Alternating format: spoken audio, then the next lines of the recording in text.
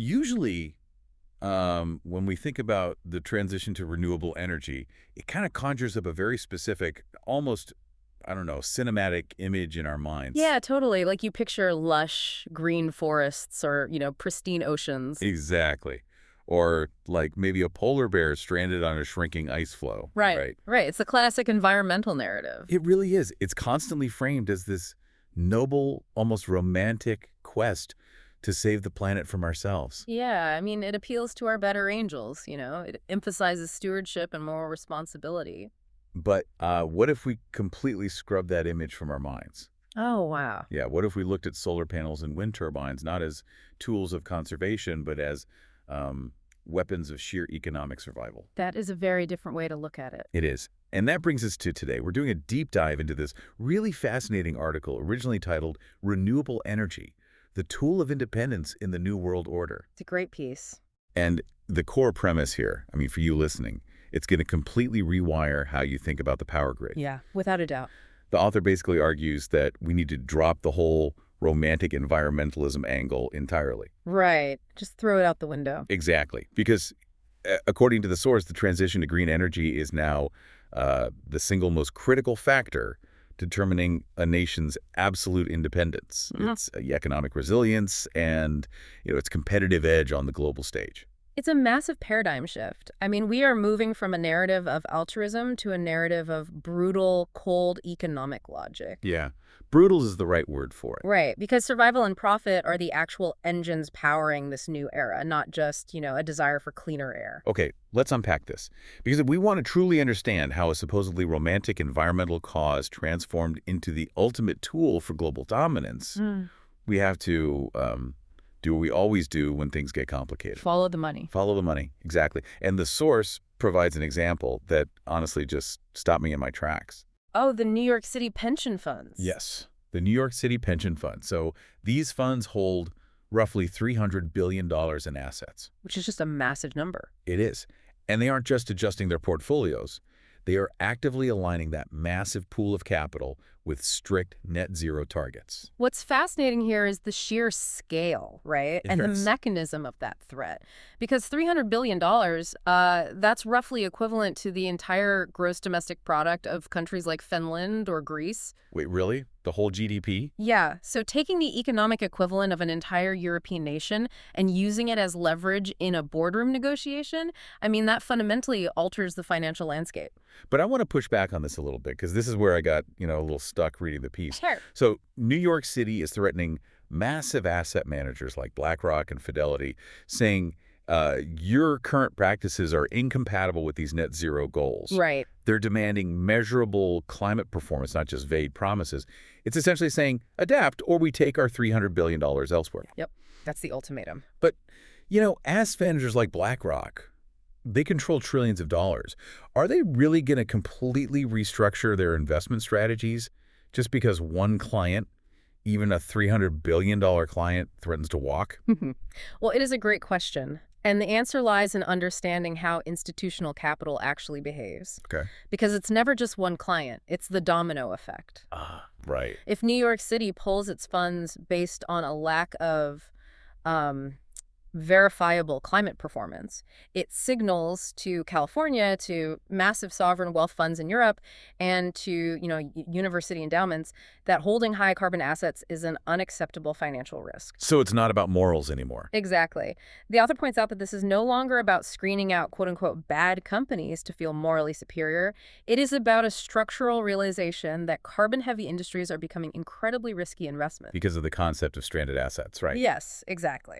Because, if the world is moving toward carbon regulation, a multi-billion-dollar oil refinery might suddenly become legally obsolete long before it pays for itself. Precisely. And if an asset manager is locking a teacher's retirement savings into a coal plant that might be, regulated out of existence in 10 years, they are failing their fiduciary duty to make money. Wow. Yeah, they'd literally be failing their legal job. Right. So when these pension funds demand measurable climate performance, they are demanding proof that the asset manager is stress testing their portfolio against a radically different future economy. That makes so much sense. Yeah, it transforms carbon emission reduction from a, a fringe environmental talking point into a mandatory, non-negotiable requirement for doing business. Right. Like, if you want access to the biggest pools of capital in the world, you have to prove your long-term sustainability metrics. So the market just isn't waiting for politicians to debate the merits of climate change anymore. Not at all. Capital is actively fleeing risk, which brings us to the physical, real-world result of all that financial pressure. Yeah, the rubber hitting the road. Exactly. The market demands a shift, and the physical infrastructure of the world is actually responding, culminating in a very specific, historic milestone that the source points to. Yes, the year 2025. Right. The author highlights this as a massive global tipping point. And the distinction the text makes here is really crucial because, global demand for electricity is always rising. Always. We're building massive data centers to power AI, the electric vehicle market is expanding, emerging markets are industrializing, the overall energy pie is just getting much bigger. Oh, yeah. But here's where it gets really interesting. The author states that 2025 is the year where the surge in clean energy production is projected to actually surpass the total rise in global electricity demand. Right, and if we connect this to the bigger picture, it means that for the first time since the Industrial Revolution, electricity generation from fossil fuels will decline in absolute terms. Absolute terms. That's crazy. Yeah, not just shrinking as a percentage of the overall mix, but the actual physical volume of coal and gas burned for electricity will hit a peak and begin its historical descent. I have to admit, when I read this section of the source material, I was genuinely surprised by who is actually driving this physical transition. Oh, for sure. Same here. Because I went into this assuming the nations leading the charge were primarily in the West. Yeah. The European Union with its strict regulations, or the U.S. with massive subsidy programs. That's what we usually hear. Right. But the text explicitly states that the primary catalyst for this historic 2025 milestone is actually record-breaking solar growth in China and India. Yeah, it really forces us to look at the map differently. It does. The author highlights China and India because together, those two economic giants account for roughly 37% of the entire world's carbon emissions. Over a third. Exactly. So when Western nations make incremental upgrades to their grids, the global impact is noticeable, but it's moderate. But when the two countries responsible for well over a third of global emissions aggressively scale solar deployment, the sheer volume fundamentally reshapes the global energy landscape. But hold on. How are they actually achieving that scale so fast? Yeah, that's a good question. Because in the West, building a transmission line or a massive solar farm can take a decade just to clear permitting, environmental reviews, and local opposition.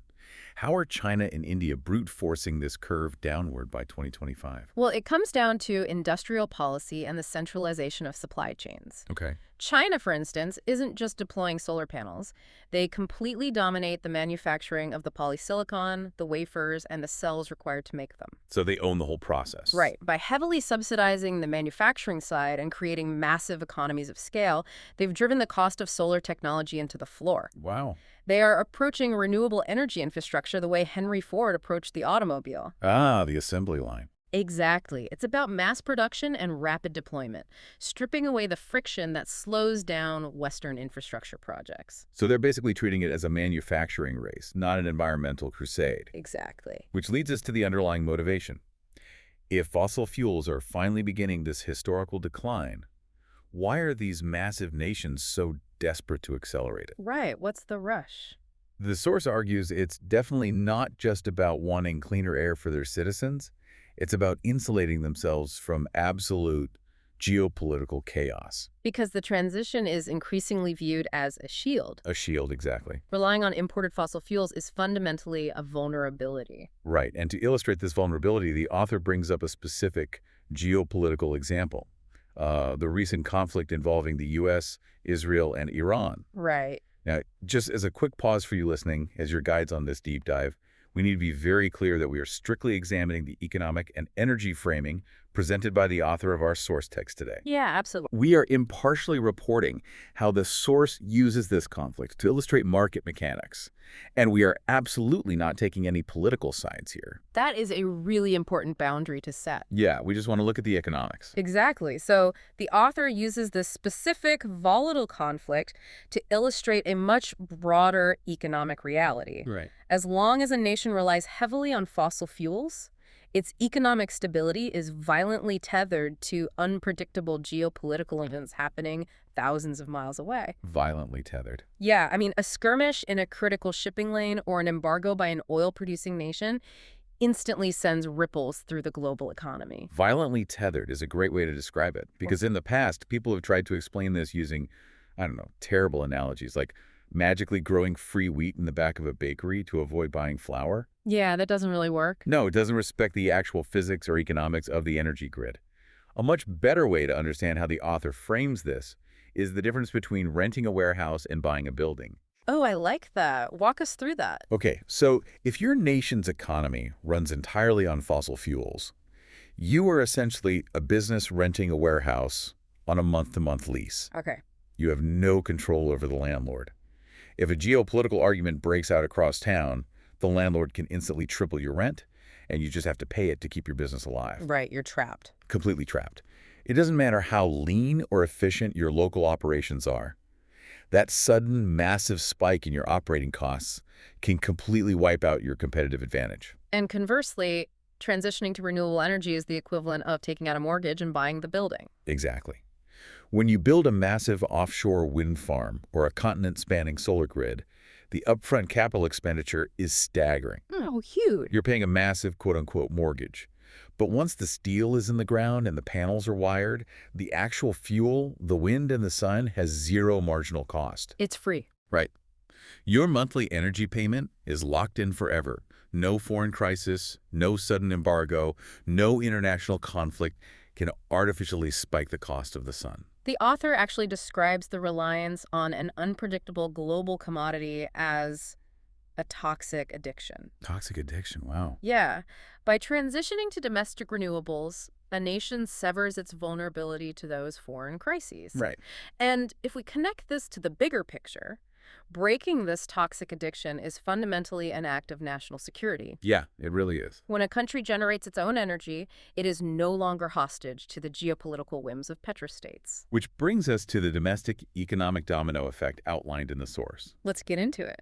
If reliance on global fossil fuels is the toxic addiction causing vulnerability, the deployment of domestic renewables acts as the medicine that heals the local economy. I like that analogy. Because once you lock in that mortgage and secure predictable energy costs, the benefits just sort of cascade through every sector of the economy. Right, because predictability is the lifeblood of industrial planning. Yeah. If you are operating a heavy manufacturing plant, say, producing steel or refining aluminum energy is one of your massive primary inputs. That's huge. So if you are reliant on natural gas and a pipeline gets shut down halfway across the world, your production costs skyrocket. Right. You either eat the loss or you pass the cost on to the consumer by raising the price of your goods. And when every business in the country is forced to raise the prices of their goods simultaneously because the global price of oil spiked, well, that is exactly how you trigger severe national inflation. Right, it's an imported disease. It is. And the source makes a very compelling argument that by locking in stable, low-cost renewable energy, a country effectively builds a fortress against imported inflation. Fortress. Yeah. The cost of running the manufacturing plant stays flat, which means the cost of the goods stays flat, which acts as a powerful buffer protecting the everyday consumer. That's huge. But there is a second macroeconomic benefit the author points out that is equally critical. Well, right. Halting the wealth drain of foreign trade deficits. This is a huge point. If a country doesn't have its own oil reserves, it has to constantly buy it from the outside world just to keep the lights on and the trucks moving. Every single day. Yeah, they were taking their own sovereign wealth and pumping it out into the global market every single day. And they are usually forced to buy that oil in U.S. dollars, which means they are constantly bleeding their own currency reserves. Right. The author points out that by producing clean energy domestically, that massive outward flow of capital simply stops. Instead of sending billions of dollars abroad every month to purchase a consumable resource that literally goes up in smoke, that capital remains circulating within the domestic economy. So what does this all mean? When we look at the source material holistically, we see that a shift in energy policy is far more profound than just lowering carbon emissions to meet some climate treaty target. Much more profound. Right, it fundamentally fortifies the financial structure of everyday businesses by providing cost predictability. Yeah. It protects the consumer by fighting imported inflation.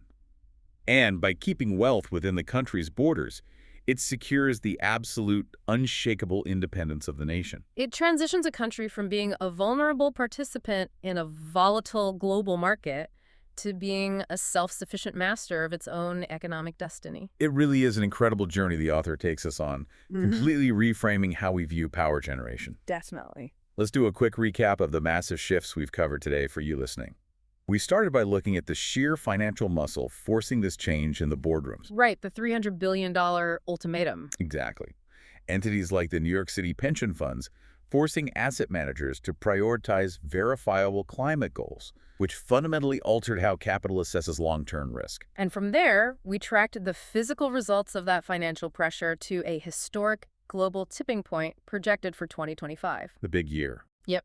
Driven heavily by the massive state-backed industrial scaling of solar power in China and India, clean energy growth is projected to outpace total demand, forcing a permanent global decline in fossil fuel generation. And finally, we explored the deep, underlying motivation for this breakneck transition. Right. It isn't merely environmental, it's an urgent escape from a toxic addiction. By moving away from fossil fuels, nations insulate themselves from the geopolitical chaos that dictates global oil prices. Trading the volatility of renting for the stability of owning. Exactly. Securing predictable costs that buffer against inflation and halt the drain of national wealth. The old narrative of romantic environmentalism has truly been replaced by the cold, hard, inescapable logic of economic survival. It is a completely different lens to view the world through. And, this raises an important question. Yeah, let's hear it. Something for you to ponder long after this deep dive ends. I love these. If the author is right, and the industrial data suggests they are, if every major nation eventually achieves total energy independence through cheap domestic renewables, how will that fundamentally rewire the global alliances and trade routes that have been entirely dictated by the flow of oil and gas for the last century? Oh, wow. Because the geopolitical map we all learned in school was essentially drawn by pipelines and oil reserves. Exactly. So will this transition usher in an era of unprecedented global stability because nations are no longer fighting over the control of finite energy resources? Or will it simply shift the geopolitical battleground to a new arena? Will nations instead begin fiercely competing over the supply chains for rare earth minerals? Oh, right. The lithium, the cobalt. Yeah, the copper, the polysilicon required to build all these new solar panels, wind turbines, and high-tech batteries. That's a scary thought. We may simply be trading one geopolitical dependency for another, moving from the petrostate to the electrostate. Wow. That is a fascinating perspective to leave off on. It makes you realize that the story of human innovation and global power dynamics is never truly finished, right? The chessboard just changes its layout. Beautifully put. Well, thank you for joining us on this deep dive into the source material. We hope it shattered a few assumptions and gave you a completely new framework for understanding the headlines. Absolutely. Keep questioning the narratives, keep looking for the underlying mechanics driving these massive global shifts, and most importantly, keep learning. You have a great one. The next time you see a picture of a solar panel, don't just think of the polar bears. Think of the $300 billion, the locked-in mortgage, and the fierce, quiet battle for absolute economic independence. We will catch you next time.